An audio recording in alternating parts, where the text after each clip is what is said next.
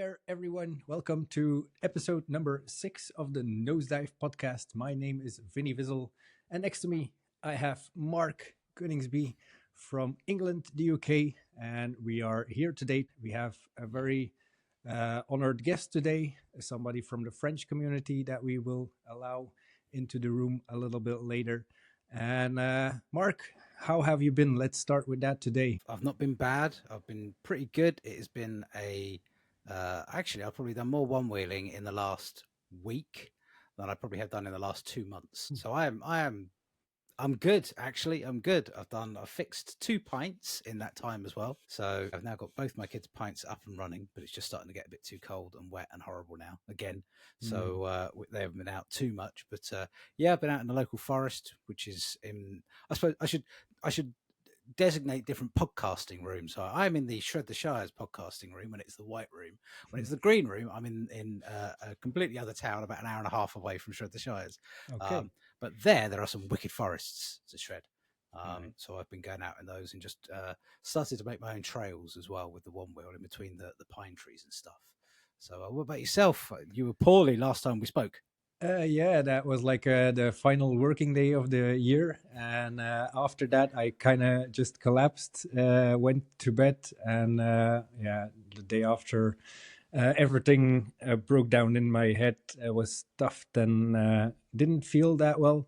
I definitely needed some rest. That was clear. So I took that upon myself. And I actually was in bed for more than a week, just sweating it out, making sure that I got back on track. And yeah, it definitely begs for a bit of a better balance in 2025.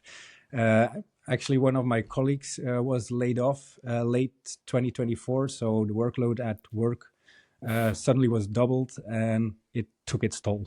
Definitely. Absolutely. You can still hear it a bit. Man. There you go. That's on cue. On cue. Prompted. But are you, when are you back at work? I'm starting back on the 6th Monday. So I still have a couple of days. Luckily, also Ellen, my beloved one, had to work very hard during the holidays because she works in a bakery that is open 7 by 7 days. Oof. And the holidays are the busiest period there. Yeah. So we now finally have 3 days from tomorrow on to enjoy our holidays. Merry Christmas! Yeah, and tomorrow we should have some sunshine because today was actually a very good day. And I was like preparing everything to go one-wheeling. The one wheel was charged, green light. And the moment it hit green light, I had a hailstorm on my... So yeah, everything was wet again. So I'm really fingers crossed for tomorrow. It should be a sunny day. So I'm going to get up early tomorrow. And I really want to get that first ride of the year in. Because yeah, these hips really need some movement. Absolutely, God, yeah. Well, I'm excited. Talking about movement, I'm excited for our guest to come in because Vince, as everyone will see very shortly, is a man that can move on a one wheel like I you know, almost godlike in watching his movements are so rhythmic and smooth. And I often see a lot of guys do warm-ups and stuff. Gerard from Spain is the king of warm-ups before a race. I'd love to know if Vince does any warm-ups before he practices his tricks or what he does. I'm not getting, I feel like every single podcast I'm mentioning age and injuries, but you know, you get to a certain point, you've got to look after yourself a little bit better than I did in my 20s. And I'm just keen to know exactly his routines. I think he's snowboarding at the moment because I've watched some of his videos as well. He's been out snowboarding, so we'll see what kind of things he's been doing. But have you seen anything in the community of interest? For me, I've mostly been into bed, and I tried not to be on social media too much. Just sweat it out and a bit of a detox there as well, which is also often needed. So I didn't really follow a lot of stuff. I do know that Vince has definitely had one of the most buttery steezes in Europe when it comes to freestyle tricks. And he's really been going hard, going hard to put that freestyle stuff and the French community on the map. So yeah, I'm definitely looking forward to having a chat with our guest today. And yeah. Buttery, that's melted butter, man. Buttery. It's it's just a warm soup of butter that man seems to ride through half the time, I think. Yeah. But yeah, I mean, there's been, I saw a post, actually, it was only a couple of days ago, on one of the UK Riders Collective group on Facebook. A chap, shout out to Billy Joe, started one-wheeling in September, and he posted, I think just yesterday or day before, posted up just a sort of a one-wheel UK buyer's guide to one-wheeling if you're looking to get one wheel in the UK. And it just breaks about 30 odd pages on Google Sheets, and it just breaks down every single aspect that he has learned since September. Nice. Everything from the motors, controllers, batteries, hubs, rails, everything. Just lays it out, just real simplistic form. And I sat there last night reading this. I went, I wish I'd read half of this like 4 years ago when I first, before I bought a one wheel. And I'm just really impressed with what he's put it in there. So I'll find out some way to link it into some description somewhere, for people to have a little look at, 'cause he's interested. He's keen to develop it and push it a little bit better. So yeah, I was really, really, really impressed with he just went, I've just put this together. No one asked him to. And it's quite nice to see, really. Here in Belgium, we've been making some good connections. For the people who follow our Instagram page, they might have seen some videos already. The Skirt Crew, they went for an e-dirt bike ride. I saw that. Yeah, I was indoor so park. jealous. Yeah, it's a very cool spot it's like central Belgium. And it's an indoor hallway from some dudes who have been doing some action sport stuff in the past, and they actually built a hall there where you can rent e-bikes, and they have a whole dirt track indoor. And it used to be not that accessible for one wheels because they had some really steep ramps and jumps. But over the first year, they had quite some accidents there. So they had to tune down the track a little bit because, there's a lot of new people coming to train there. And now they actually have a very cool park, which is also accessible with the one wheel. And the boys took their one wheel, of course, and they introduced that to the owner. And the owner immediately wanted to try the one wheel. And he even let them have a go at the track, which was awesome. Thank you for the guys at the e-dirt park for letting the guys do that, and it looks very promising. It's a cool track, so we hope that in the future we might be able to do something indoor, because in Belgium, as you know, the weather is not always that good. So we want to talk to the guys over there. They were also very enthusiastic to set something up, so we're gonna sit at the table and see if we can actually set something up there.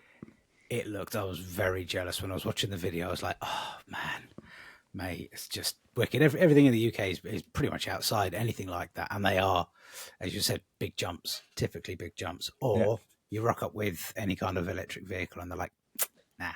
Mountain bike parks, don't want you anywhere near them. Bike parks, don't want you anywhere near them. Skate parks, BMX tracks, no. So that's wicked. Very, very jealous. Speaking of being wicked, our guest is waiting in the wings.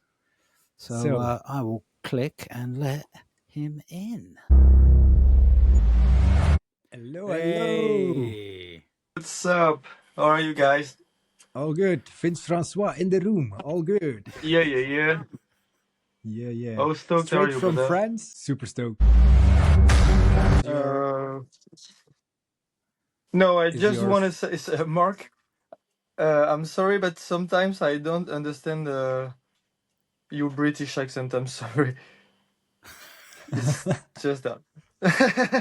I have nothing against you. My dear fellow, I have the best British accent of all the English people you should ever meet.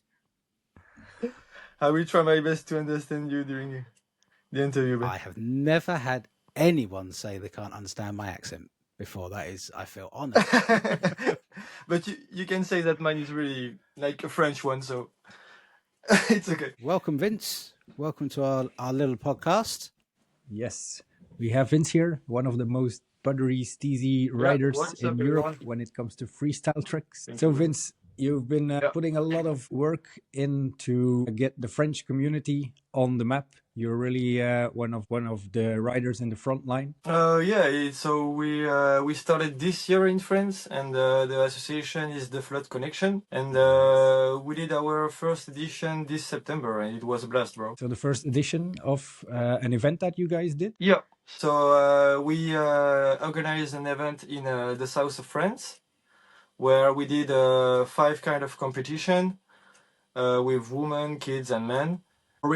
It was really a great time for everybody, and we have been 70 rider over there for the first year, so pretty stuck on that one. Yeah, that's cool, man. Definitely a big entourage for the first event. So France is a very big country. Are there a lot of people one-wheeling in France? Yeah, I think we are maybe one of the biggest country in Europe to ride. And I also think that we have a big community because 90% of our people that come to our event was French. So I'm really stoked about that, but it's also like one of the biggest country of Europe. So sometimes our strength is a little bit too much spread. So that's why we did just one association to represent just the country and not representing the party of France. And just like one movement, we are going to kick some ass. So there are more crews involved in the Float Connection. Yeah, we are 15. Ooh. Nice. So on paper we are 15, and when we do meetings every week, we are like 7 or 9. And for the first edition, our I can say people that help us to organize, we have been more than 20, I think, like my family and stuff like this. So thanks to the community. A pretty big community. When I saw the first adverts for the Float Connection event, I was really excited because I thought, fantastic, France, it's great. I would love to go to an event in France. And then, as you say, France is very big. And then I saw it was all the way down the south of France. And I was like, oi, that's a long way from England. So I really wanted to go. Yeah, it's like a big trip. The social media posts and the adverts were fantastic. But sadly, I couldn't make it. So maybe if it's in 2025, might be able to make 2025. Will there be one? Do we know yet? Yeah. Have you talked about it? Yeah, we are going to because last year we have been just or I can say it was a pilot. Vinny, maybe you have the word like the pilot. Pilot. Thank you, brother. So we have been the pilot, and it has been like a success for us. So we have been promoted by the OL, and we support them as we can. And for this year, so we're gonna be on the top 8 or the top 6 race of the year, and we're gonna represent France, and we're gonna do it on the same terrain. So it's gonna be in Gignac. It's a big dirt pump track. You have like 2.5 kilometers of race, and yeah, I just nice. We don't have an after movie yet, but it's gonna drop. Well, if the after movie is any good as the movies before the event even happened, it will be absolutely epic. Are you involved in the edits? Because your Instagram videos, the edits on your Instagram videos are fantastic. Are you involved in any of the editing for the after movie? No. It's Fabien Baron who is working on that. So he's really his job. I'm just doing for fun, and I'm just doing this for representing freestyle one wheel and for myself. But yeah, I always love to create content, and if I can help him, I will. But for now, it's gonna take that. Yeah. Are there any other platforms that you are also making videos on, except from Instagram? Yeah, I've tried YouTube, but it's really not an easy work for me or an easy thing to do, because I won't say I'm shy, but I'm not that confident to like storytelling and like talk for 15 minutes about something, even if I love something. Yeah, I can relate to that in the beginning, because for me, I've been behind the camera for 10 years before I started making YouTube videos, and I was very comfortable behind the camera. But suddenly, in one of the trainings I did, one of the assignments was you have to speak into the camera about what you are doing. And for me, that was a first as well, because even when I knew how to handle the camera, I was still shaking, like with my piece of paper in my hand, like, oh no, I have to speak to the camera or the audience. And it was really hard to overcome that in the beginning. And it actually took many attempts before I actually posted my first video. I made many, but yeah, it's definitely not the easiest to overcome that, even for people who are very outspoken or extrovert. It's not always that easy. True. But you are a real inspiration, bro. Like all your video and all your stuff you do, like I know where you can find your confidence now. Like you do a really good job, bro. Thanks for the kind words, man. You too, Mark. I try.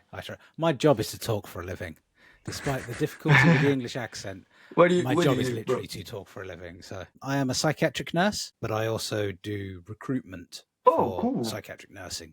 So my job is to continuously talk. So Nice. I can talk forever for 15 minutes on any topic you'd like me to. So that's why I have this ability just to keep on chatting if I need to. But we're not here to talk about me. We're here to talk about yourself. And I did a little bit of internet snooping on your Instagram videos, and I scrolled all the way back on your Instagram, right the way back to sort of your very first posts. And I've written it down here, of your 265 posts, from what I could tell, about 260 of those are one-wheeling. For real. Or snowboarding. Yeah. I really don't like social media, and I was like, man, you love one wheel and you want to spread something, and you are like solo riding every day, but you like want to know tricks, you want to teach tricks, you want to spread the stock. So I was like, but try on Instagram to do stuff, and yeah, it's been like a great journey to just post stuff and experiencing to do good content. And I think that's it. Journey is the right word, because from anybody that might start following on Instagram, as reels always work, you see one good reel and you go, oh, I'm going to follow that guy. And it's like, wow, how does he do that? How does he spin the board? How does he flip and jump and land? But if we go all the way back to sort of video sort of 6, and there's you doing spins and smacking your leg into the rail, and just watching those videos, that's how you learn. Everybody at home, everyone who's listening, have a look at Vince's Instagram. We'll post it up for everybody to have a look, and just scroll right the way back and see that progression.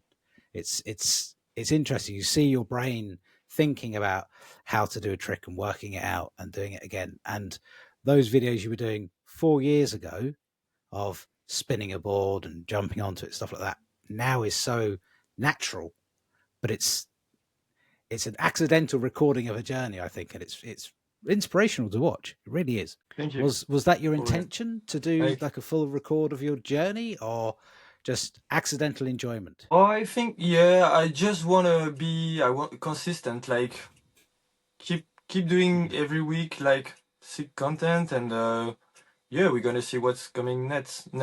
And I always love to spread my passion when I was doing basketball, or when I was even doing job and stuff like this. So one-wheeling and spread the stock was really like a go-to for me. So social media is like a real good tool for that. So did you have any prior board experience, like skateboarding or snowboarding, before you went on the one wheel? Yeah, I've been snowboarding when I was 12, and I went like 1 week or 2 week every year. So I didn't have like a good bag of tricks or stuff like that, but I can go wherever I want. I choose my line. I have some steers, and that's it. But after that, I tried skateboard, but I really sucked at it, bro. Like I broke my ankle like every month. I was like, I love ramp. I love how smooth skate is sometimes, but ankles is not for me.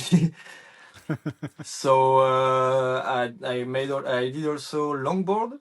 when I was studying in south of France. And we got an association of longboard. We was doing dancing and stuff like this. And this is maybe where my inspiration start to do later, to do that, what I'm doing now. When was the one wheel first introduced to yourself? That was my question. It was, I think, like 2019 December. And whose fault was I that? think it's that. I was already skating. I'd already bought an skate, but I was like, you cannot ride wherever you want. You have a remote, and the community was not that big around me. And I just crossed someone in Montpellier with a one wheel, and I started to looking for in internet and stuff like this. And when I saw what it's capable of, and I was really looking for trail riding, and yeah, I didn't fall in love the 2 seconds of it, because with the XR back in the days, sometimes we have some foot. What I can say, like the sensor pad sometimes don't catch the foot, but it was already a dream to fly on a one wheel back in the days. And you certainly fly. You certainly fly. We were saying before you came on, you have a Vinny said you have you have a very buttery style, and I'm like, no, this is melted butter. You are. It's very, very smooth. Is that from your experience from snowboarding that you brought that over to into one wheeling, or is it that again just practice? How's that? How have you developed your I love style? this kind of question. Yeah, super cool. So I think I could have this kind of style because with the basketball, I was always jumping around everywhere, so I have good strength and good stability. And I think also with the dancing longboard and stuff like that, I can always find a good momentum to have the body to have my body on the good way of the board. So yeah, I think it's just like I can jump and run fast, so I think I can be synchronized with my board. For doing tricks. For riding, it's different. I think it's maybe snowboard. I also, the moment that you mentioned that you did longboarding, the dancing, it automatically, my brain is like, okay, that's where you get your steez for the tricks. Because if I see the guys dancing on a longboard, you have to put your weight in the correct position. You have to always keep a good awareness about where your body is when you are looking towards your board, stuff like that. So that coordination definitely comes in handy, probably. And for me also, it was the snowboarding translates into the trails. For real.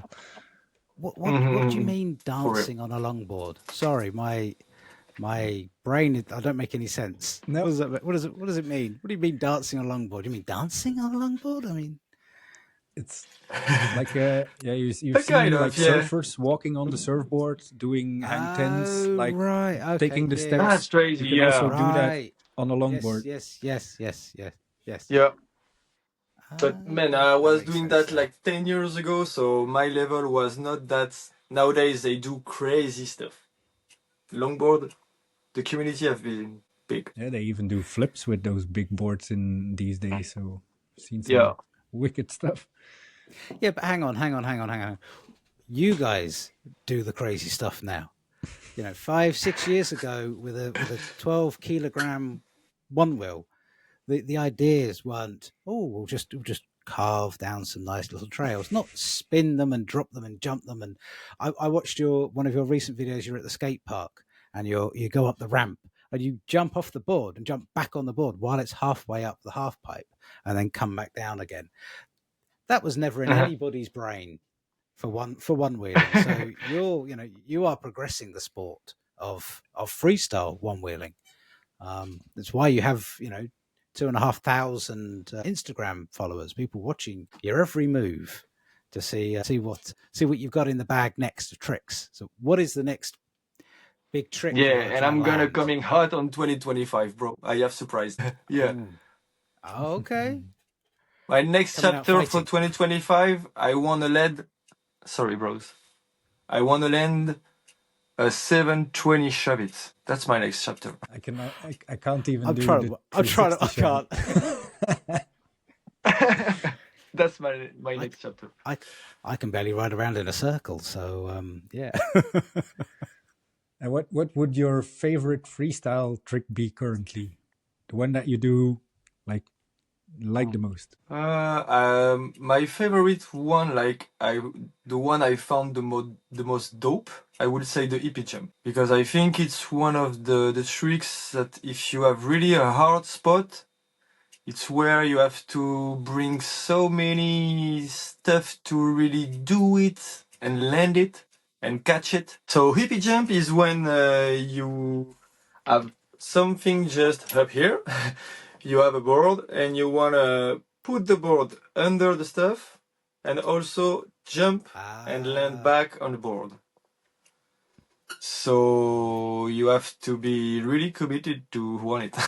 Yeah, and one of the hardest things there. I try some stuff and one of the hardest things on a hippie jump. It's really one of the hardest tricks that you can land. Yeah, it's to keep it flat when your board goes under and you go over the obstacle. You really have to keep your board flat, so you have to push it in exactly the right spot so it goes forward in a flat motion, and that's one of the hardest things to do on a one wheel. Yeah. And also one of the best tips that I got from Buddy Harrison, it was like you have to jump with your heels and not with your toes. Yeah, that's the trick. You really have to change the pressure points on your board. Exactly. To keep it flat. Okay. Good advice from Vince. I'll make some notes of that right after I've learned how to spin around in a circle. What kind of board setups do you have for freestyle? Do you have a special freestyle board that you only use for that? Yeah. So I don't know if every rider loves the board like I do, but I always love to custom my board. So my current setup is a roller size. So it's like a pint size, but with a larger footpad, like the XR. So you have all the advantage of the pint, but you get all the space of the XR, and I also have a Vesk. So you get all the customing, shaping to like do whatever you want. And if you check now, you have Vexman just drop a new tune that you can ride on the skate park. So I'm pretty stoked about this one.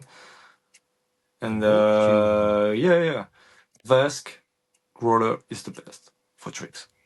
And do you have the straight rails, or do you have any shape in the rails of the board? Oh yeah. So I was always a straight guy, but when I tried WTF now, I think I cannot go back to straight. Yes. Yeah, and you mentioned the ball tune from Vestman. That's a very cool development that we've been seeing over the last few days. So Hannes Schatzman has been working on a new tune for the skate parks. He's been showing some videos where he was riding in the ball.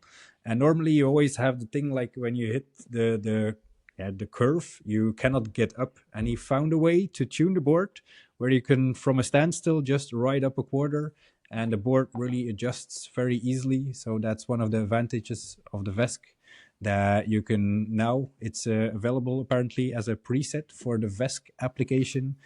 So for all the Vesk nerds out there, go and check it out. If you want to try some ball riding, I already saw Pietro Micchi in Italy doing some crazy stuff on quarter pipes, blunts, and whatnot. Yeah. So it definitely seems to work. So thank you, Vestman, for keeping on evolving this Vesk tuning stuff and sharing all of these cool things with the community. Thank you so much, man. So you've talked about the Flow Connection event. What events in 2024 have you been attending? Not that much, brother, because I bought a van at the beginning of the year.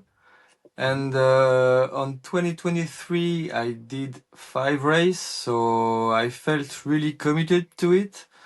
But for real, it was not really a success because I think I'm a fast rider, but I also take risk when I think that I'm under control. And sometimes during the race, I don't want to hurt someone. I don't want to push myself and regret later. So I was like, keep it mellow. But on Portugal and on my last two races, I won't say luck, but I was chasing the gold and I got it once on Portugal. So I've been directly selected for the EOL finals, but in 2024 I just did one event because my go-to goal was to bring together the community in France and set the bar pretty high to do like all the other events that inspire me for many years to do the same. So, and you did a pretty good job bringing together 70 people for a first event in France. It's a pretty big thing, man. Congrats on that. yeah, but it's just because I help you for your event, bro. Like I went, I saw everything what you did, you work, how you handle stuff, and it was really like inspiration. Italia also, like all of you guys, for real. It's cool to see that everybody can really inspire each other, because I know that Mark also got inspired at the WoW event, and it's cool to see that the little seeds that have been planted are now growing into fields of events. It's cool. Cool to see. Yeah, if someone put the standard and that he show you that you can do it, bro, you give me the fuel to do it. So I'm really proud of me for once, and it's like not often that happens. So I'm really stoked for 2025. Yes. I'm certainly looking forward to the EOL 2025 calendar coming out. I'm desperate to know when the events are. I know a lot of people kind of set their calendar dates already, and a little bit of search you can find that, but it'd be nice to get a nice concise calendar out of which events, when they are, so I can basically start planning my holidays or planning around other holidays, because I want to know if we're going to be going back to Portugal again for the championship race. I mean, I was, I was one of the very few people that just went just to spectate, because I just wanted to be there and be involved in the fun and excitement of Portugal. I just want to know where the other ones are, and if Float Connection event is happening, whenever it happens, I want to get there. I want to get down to the south of France. I've worked out how to put my one wheel and strap it to the back of my motorcycle. That'd be a lovely ride through France. I've done it a couple of times. I'll have a little jaunt down to the south of France in the summertime. It'd be lovely. That's a nice road. Yeah, to the south of France is like really dope area. I feel lucky. Yeah, you still have sunshine there. Yeah. One of the advantages of living in the be south. more blessed than the south of France. Cool. Yeah, Maybe Spain and Portugal. Spain and Portugal, indeed. Italy. If you're more to the south of Italy, it's. You say that, but it rained. It rained in Portugal this year. When I got there, it was raining in Portugal, and I was like, I did not plan for this. So I think at every EOL event in 2024, at some point over the course of the days, it rained. Yeah. Everybody had either a lot of rain. Yeah, that's true. At my event, rain. Yeah, true. You guys do have the better climate in France, but a couple of years ago, I noticed also on your Instagram, you guys built a DIY park indoor in some abandoned building or something, which looked really cool, like all graffiti and really cool obstacles. How did that come to life, the park? How did you get the idea? Yeah, so I was just flying around the city with the one wheel, and I was looking for a spot to do tricks, and I went in this dead area, and I didn't knew anybody here. And I was like, oh, it looked like some guys having fun over there. But I didn't know this spot, and I was living here for all my childhood. So I went to this dead zone, and I found a small park with 15 riders. And at the beginning, it was just like small ramps and I won't say weird stuff, but we start really at the low with anything, just a roof. And since then we tried to found everything, and bring what we have from our home or stuff like this. Everything from DIY or concrete or woods. And we made a bunch of party over there. I won't say party to make party, but more we bring artists from graffiti and riders from every community. Like we have BMX, VTT, even the scooters, bro. I have nothing against, but that was there. Skaters also, so everyone was together over there. Nice. Nice, man. Yeah, I really saw some awesome stuff being built there. And that's the cool thing about these DIY spots, because as I recall now, I actually, the first time I rode together with Goes and some of the other Belgian riders was at the DIY spot in my garden. There used to be a stone oven bakery from back in the war in my garden. And it was a big, like, round construction. And it was rideable in the winter because it didn't rain in there. And I made a small DIY park, just some tubing, jumps, and pallets and stuff like that. And that was actually the first time that I met up with Goes and some of the riders of the community. And I still remember the first time that Goes rode into the park, I knew nothing about freestyle. I was just trying some stuff. And he immediately started riding over the rails, under the stuff, like halfway on the wall. I was like, whoa, is that possible? And really got inspired in that moment. So these things really are working very well for inspiration. If you really want to be better at one wheel, I think that you have to build your own spot. I think it's really helpful to learn tricks and be confident on one wheel. Yeah, I think from my interpretation, you have to think like a 10-year-old child and a BMX and just get a plank of wood and see if you can ride up it and fall off of it. And you just have to get into that mindset to then just go, can I do this? Oh, yes, I can. Or no, I can't. Or if I can't, can I do it a different way? And you just have to get into that mindset of, can it be done? And I think that is what I see a lot when I watch the videos of the freestyle community. It is just people going, can it be done? There isn't a case of no, it can't. It's just, how can I? And it's what impresses me, what I think blows a lot of people's minds when they watch videos on Instagram of just like, oh, a one wheel can do that. It's not the device that can't, it's the skill of that rider. And I think everyone can just learn from that watching videos of people's progression. And yeah, as you say, just get a pallet and some wood and just drop off of it. Yeah. It's where you start. Keeping that inner child alive. Very Hell important. Yeah. Very important. Yeah, that's because they always say that you grow old because you stop playing, and that's what we have to keep alive, is just go and play out there, try new things. Even if you are a bit older, it's just always so nice to explore the unknown. That's what I love to do, and the one wheel is a perfect tool to do that. Even if you want to go explore a new forest or try some new tricks. And the cool thing with the one wheel is it's pretty new, so there's not a lot known about the possibilities of a one wheel. And it's, as you said before, it's a 12-kilogram machine, so you're not it's not that easy to throw around. And that's really, like, if you see the adventure we went on already and where some people are taking this sport, like Hannes, like people like Bodhi, like Vince, and the freestyle realm is really impressive to see with such big toys. I never thought that I could do this on a one wheel when I saw this at first, for real. For me too. I mean, I about a week ago, it was just during the Christmas break, there's a small skate park that I've never been to before. I'm not a freestyle rider. I just enjoy riding the trails. And I thought I'll go and have a little go at the skate park. Everyone was in school, so I knew it was going to be empty. It was freezing cold, but I knew it was going to be empty. And there was some ramps. I thought, I'm never getting up those. I've got a big, heavy GT.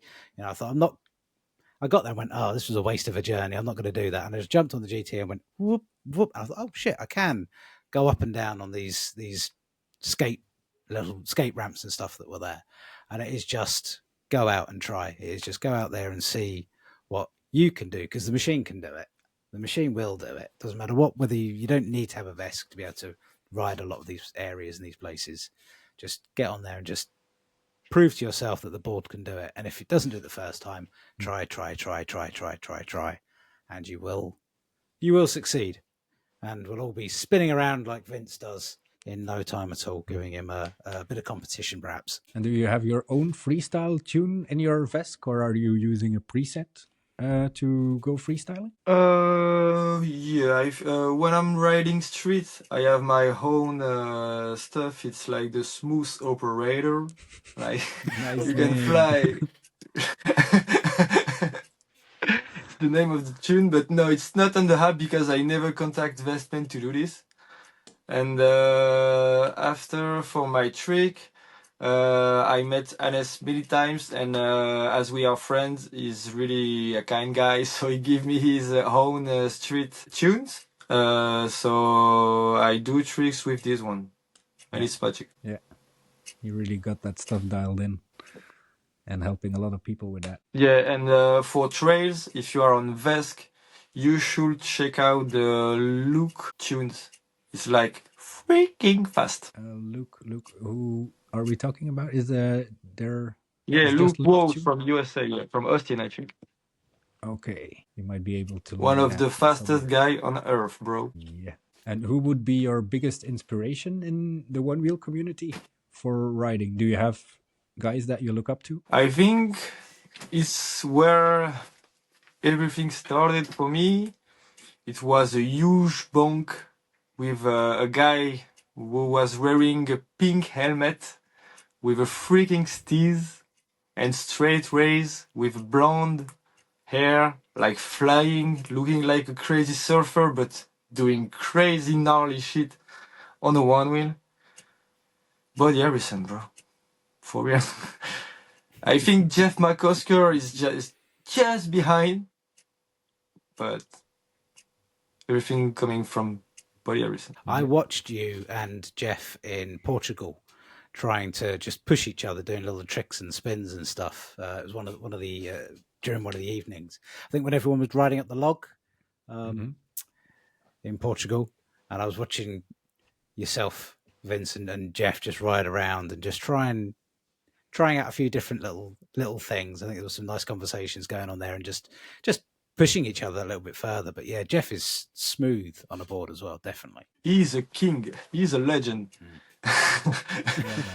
When you see his video or stuff like this, he's really a good rider. And I think I just don't put him head to body because he don't want to do tricks anymore, he said. He's take it easy, so I understand. Getting old.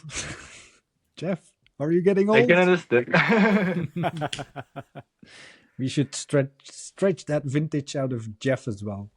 Recently, you might have seen that Bam Margera is skateboarding again. And that's mainly due to he got a new woman in his life, which is a stretch coach. And the doctors actually told him 10 years ago, because of alcohol and dehydration, that he would never skate again. His body would never recover from that. And after 1 year of stretching, he's actually doing wicked stuff again. So it's never too late. It's never too late. Oh. Yeah, he's been going hard again. It's cool to see that he found his passion for skateboarding again. And it was also somebody who was a bit sidetracked because of all the stuff that happened. But really cool to see that these sports have such a good influence and are actually saving lives sometimes. Vince, do you have a warm-up routine before you practice a trick? I posted a photo today in our Shred the Shires chat of Gerard and others doing sort of the stretches. So Vinny and I were chatting before. Gerard is well known for his routine of press-ups and stuff before he does a race and stuff, and is running on the spot. Do you have a routine before you go hard on a trick session? Yeah, I'm not rusty, but when you are doing one wheel every day and when you are pushing yourself on the one wheel, for real, sometimes I feel my knees chunky as the trail. So yeah, of course I do balance board. I do just balancing on my legs or stretching or I don't like cold stuff because I'm coming from south of France, not for nothing. But I'm also trying to go on the cold water or stuff like this once a week. And this year, I mean, I really want to go back to run. Even if I don't like running, I think that's maybe the best thing to do if you want to run away to one wheel at 40 kilometers. You have to go back to run, I think. Yeah, that might be a good prep.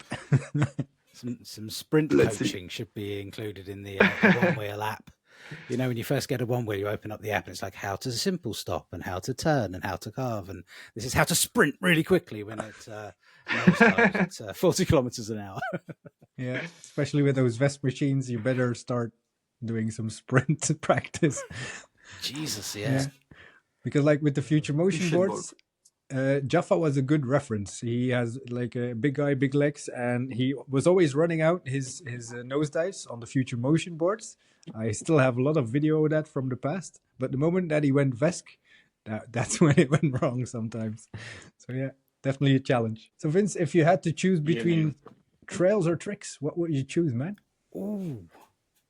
Oh, I think I will do trails all day, but I think as I'm snowboarding, I will keep the space low on the trail and trying to find rocks and stuff like this or routes to have fun if I'm stopping tricks. Tricks in the trails. Yeah, exactly. You got it.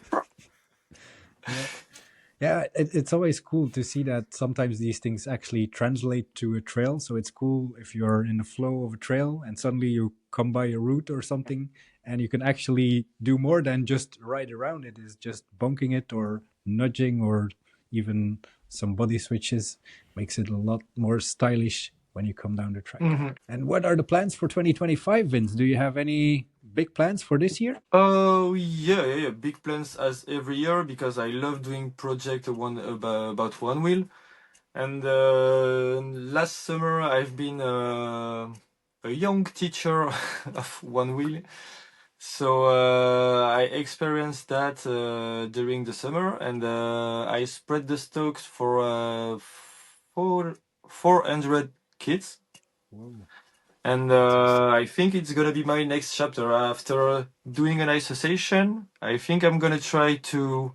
I don't want to do a school because I'm not a teacher, but I really just wanna like. I'm bored to see people what it is one wheel.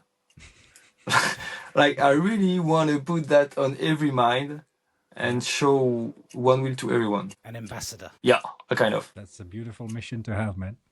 I think that is commendable to want to push and bring the Stoke even more out to the community, because if you are encouraging more and more kids to get involved and learn about it, the future is going to be much brighter, because it is a thing that there's always a talk of kids spend too long on computers and watching TV and all the rest of it, but one wheel is almost a nice combination of the two. It's a little bit technology, learn about the technology, learn about the mechanics, the engineering.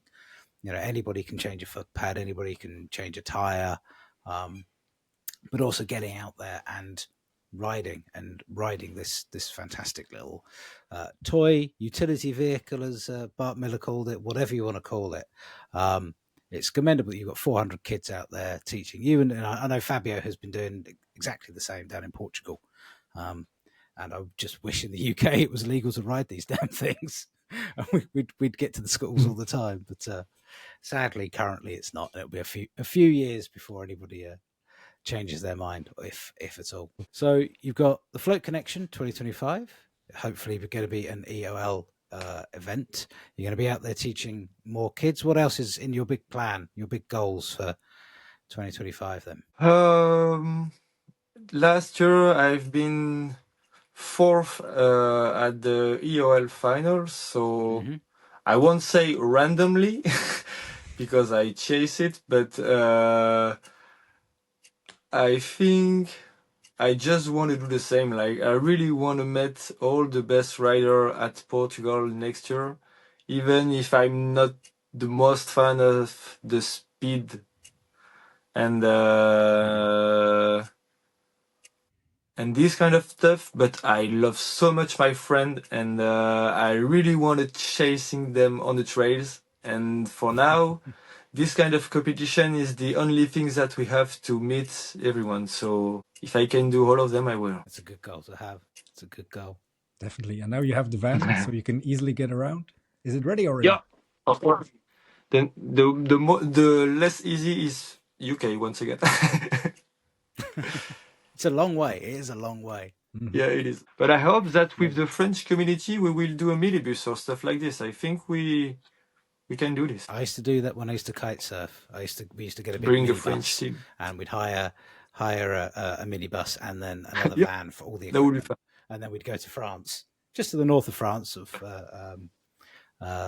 Where was it now? I can't remember now. Just on the Normandy coast, not too far, but there'd be sort of 18 of us, so it'd be silly to all go individually. But yeah, hopefully you can make it to ours, or even to send it. Sorry, in August. I think it's in August. Do you already have a date for the Float Connection 25? No, to be honest. We are really hesitating between two. We don't know if we go for September or June, but I think like in 15 days we have to choose, so stay tuned. It will I can be understand out there. Having looked at the dates for all the other events, I can understand why you're looking at September and June, because August is busy. Yeah. Busy for events. Wicked stuff. I think that pretty much wraps it up for our chat with you this evening. It's been an absolute pleasure from my part to chat to you, Vince, and I implore people to watch your Instagram videos and watch your journey of progression of just trying to do the simple tricks to very advanced tricks. And it's not just a natural thing. There is progression and learning from that. So thank you for coming on and sharing your time with us this evening. Are you snowboarding again tomorrow? I've been watching your snowboarding videos. No, I just came back to South of France. That was the last day yesterday.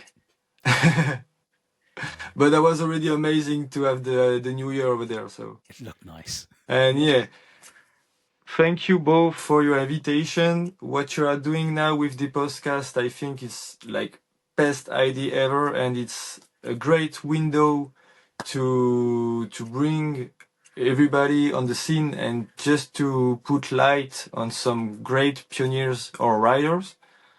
And I've been talking to Vince like few months ago, like if we do an interview, I will be freaking stoked to be here. And 3 months later, my wishing just be blessed. So you two guys doing an amazing work. And I just binging all the podcasts that you did because it's just great time to speak about one wheel. That's just what we need. So keep doing that, bro. Thank you. We'll keep trying. Thank you. Yeah, man. Hold on. Right. Thank you, Vince, for your contribution to the podcast. Always nice to talk to you. And thanks for inspiring all the peeps out there, because I really wanted to bring you on because you are putting a big effort into bringing the freestyle forward. And with our little project in mind, it's good to have some eyes on the freestyle. You are so sneaky. Yeah, we're gonna ripping the skirt team, bros. Secrets. Peace out, bros. Thank you for your time, and see you on the next one, man. See you soon. Thank you. Cheers. Cheers, brother. Absolutely excellent. Oh, that was good to have him on. Really good. Really good. And I'd suggest to everyone just to sit and watch. Or if you give yourself a couple of hours and just sit and watch all of Vince's videos. They are just brilliant. Seeing his dogs is good as well. They just sort of chill around on the ramps as he's jumping past them is good. Mm-hmm. And it's amazing to see what that little ramp in his garden has brought him to, the level of riding. He's been practicing so hard on that thing. He recently did an update as well of the ramp. He fine-tuned it a little bit, but it's just so cool to see with a simple construction, it can get you so far. If you just put in the time, you can see from the very early videos to now what Vince is able to do with little to no board experience. Yeah. He really is rocking that thing very hard, and he's even getting noticed by the States, because I don't know if he knows it, but Bodhi is always there in the comments when he drops a video, and he's definitely got some eyes on him, even from the people that inspire him. So right back at you. It's always good to keep an eye on the competition, Bodie. That's all I'm saying. We know you're watching. For real. For real. I hope that everybody had a good kickoff of the year. I've seen some people one-wheeling in the snow. I've seen some people one-wheeling in the sun. I just hope that we can join the fun in the following days. And yeah, for us, it's looking a bit better now in Belgium since we have the indoor spot. There's also an Olympic skate park here in Belgium that opened their doors to the one wheels, which we are gonna tap in pretty soon. So it's looking quite well for the Belgians in the wet winter weather. So I hope that you also get a good chance to ride a bit more. Excellent. It's getting to the dry winter period now, so lots of layers, a little bit of death on the battery in the cold, but yeah, it's hopefully it stays cold and dry now for the next few weeks. That will be fingers amazing. Crossed. It's definitely getting cold. -4 tomorrow morning, so it's definitely getting cold now. I don't mind the cold. For me, it's just the wet thing, and the board just mix and match that well. Brilliant stuff. Cool. I think that wraps it up for this week's podcast. Yes, I want to thank everybody for joining us and looking forward to episode number 7. We're gonna try to keep this going in a weekly or bi-weekly schedule, whatever fits the program, and we'll definitely try to get some interesting topics and interesting guests into the cast. Wicked. Oh, keep that nose up.